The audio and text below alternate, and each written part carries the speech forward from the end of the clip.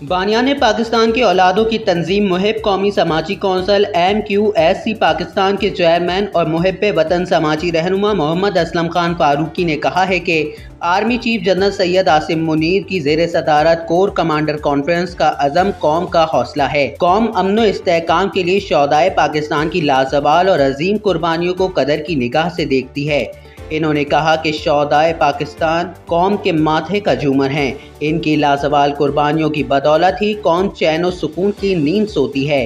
असलम खान फारूकी ने इन ख्यालात का इज़हार यौम दिफा के मौके पर करते हुए कहा कि 6 सितंबर यौम दिफा पाकिस्तान हमारी कौमी तारीख का अहम तरीन दिन है।